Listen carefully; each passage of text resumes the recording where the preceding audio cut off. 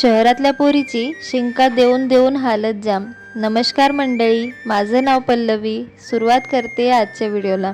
आजकाल माझ्या सकाळची सुरुवात ही थोडी उशिराच होते। थोडी नाही म्हणता येणार, फारच उशिरा बरं का, कारण मी आज उठलीच 10 वाजता। आता आपल्या व्हिडिओचा टायमिंग आहे 12 वाजता, म्हणून सगळी कामं मला पटापट करायला लागणार होती। पण तरीही माझ्या डोळ्यावरची झोप काही जात नव्हती बरं का।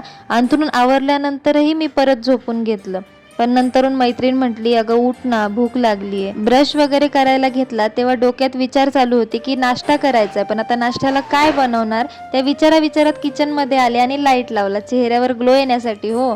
पण म्हटलं आता जाऊ द्या, पोहे बनवा किंवा उपमा बनवा, दोघांना साहित्य तर सारखंच लागणार आहे। मग सगळं सामान हाताशी घेऊन व्यवस्थित करून मी ते चिरून ठेवलं आणि म्हटलं आता सगळीच तयारी झालेली आहे, तर ऐन टायमावर काहीही टाकलं तरी चालतं।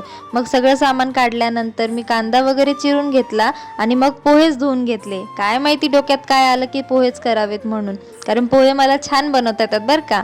मग काय आपला छोटूसा गॅस वर काढला आणि आता गॅसला कुणी नावं ठेवू नका, कारण ती गॅसवाल्यांनी मला तशीच टाकी दिली तर मी काय करू शकते ना। त्याच्यावर कढई सुद्धा बसत नाही, तरीही मी त्याच्यावर स्वयंपाक करण्याचे मोठे कष्ट घेत असते, कारण पोटाला भूक लागते ना।